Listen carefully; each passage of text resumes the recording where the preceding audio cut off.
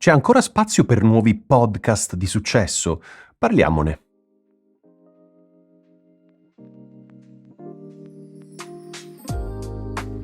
Non ci sono dubbi, negli ultimi 5 anni gli ascoltatori di podcast sono cresciuti oltre ogni aspettativa e ovviamente con il numero di consumatori di podcast è cresciuto anche il numero di podcaster. Per tanti motivi diversi, tanti ascoltatori per esempio hanno imparato ad amare questo mezzo di comunicazione tanto da volerne diventare protagonisti creando una propria produzione.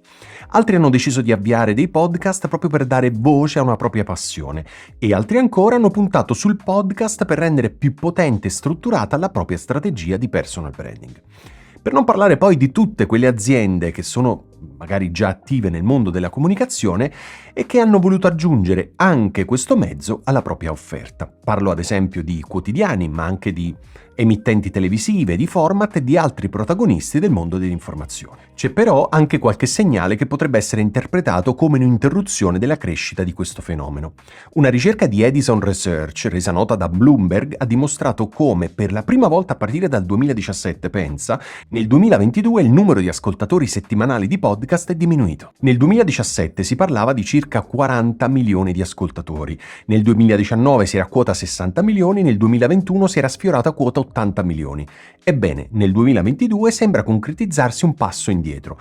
Colpa dell'uscita dell'emergenza sanitaria? Difficile dirlo, la matematica però non è un'opinione, dicono. E c'è allora chi parla di un mercato saturo. È un'informazione importante per tutti quelli che stanno gestendo dei podcast, come per chi sta pensando di lanciarne uno nuovo. Per non parlare di tutti quei business che hanno deciso di puntare sul podcast come strumento per promuovere il proprio brand, diventando quindi sponsor di podcaster più o meno famosi. Il fatto che il numero di ascoltatori si stia stabilizzando o persino leggermente diminuendo, come ti raccontavo prima, vuol dire forse che non ci sia più spazio per nuovi podcast di successo? Una cosa è certa, lì fuori ci sono dei podcast che stanno facendo la parte dei leoni e che a tutti gli altri lasciano solo le briciole. La ricerca Edison ci dice che negli USA il 38% delle persone ha ascoltato almeno un podcast nell'ultimo mese e che il 26% lo ha fatto nell'ultima settimana.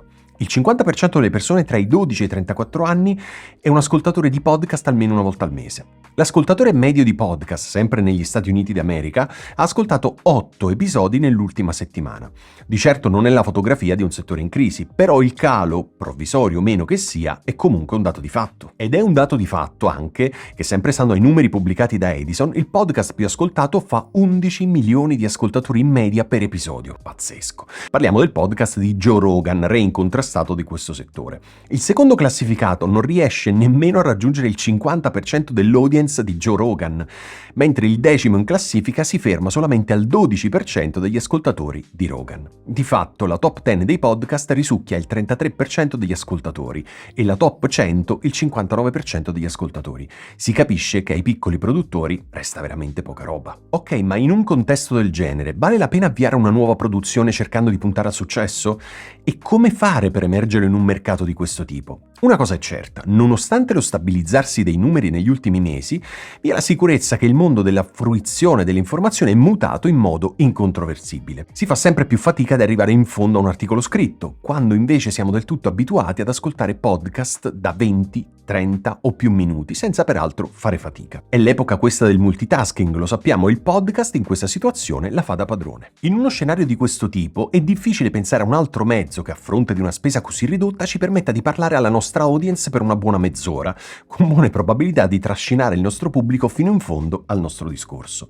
E proprio per la sua stessa natura il podcast si continua a confermare imbattibile sul fronte della costruzione di un brand, sia esso aziendale o personale. Già da questi presupposti si capisce che sì, nonostante un'apparente saturazione del mercato, conviene ancora mettersi alla prova con la creazione di un podcast. È però necessario sapere fin da subito che emergere non sarà facile, e anzi che il successo è un'ipotesi concreta solo per pochi podcaster. E qui bisogna fare due riflessioni. Prima di tutto è bene sapere che sono ben pochi podcaster che possono davvero puntare a fare milioni di ascoltatori. Nella maggior parte dei casi l'obiettivo concreto da raggiungere è quello di creare una piccola ma fedele nicchia di ascoltatori, un'audience cioè che possa condividere davvero i valori del podcast di episodio in episodio. Un professionista, per esempio, che vuole affermarsi come punto di riferimento in un determinato settore, non ha bisogno di pubblici oceanici, ha bisogno invece di un pubblico di potenziali clienti, di persone quindi disposte a parlare di lui nei momenti che contano, che abbiano sufficiente interesse per leggere le sue newsletter, per comprare i suoi libri, per partecipare ai suoi eventi e così via. In secondo luogo, va detto che se il mercato è saturo, il punto di partenza è sempre e solo uno: presentarsi come qualcosa di diverso, un'altra voce, un altro stile, un altro modo di affrontare un tema. Di certo, chi propone un podcast che ripete quanto già fatto da altri non ha alcuna possibilità, ma chi propone qualcosa di nuovo e realmente utile può approfittare di un pubblico abituato a dedicare qualche ora del proprio tempo all'ascolto di podcast. Un pubblico che è già portato a tornare ogni settimana ad ascoltare degli episodi registrati da uno dei suoi podcaster preferiti. Certo, il mercato sembra saturo perché è già stato fatto tanto e perché la soglia d'ingresso per il mondo del podcasting è piazzata piuttosto in basso. Bastano un microfono e un computer o persino soltanto uno smartphone per lanciare il proprio podcast.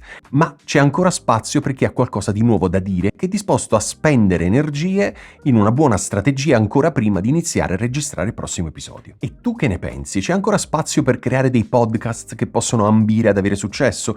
Raccontamelo nei commenti qui sotto. Nel frattempo noi ci vediamo la prossima settimana con un altro video. Grazie e ciao!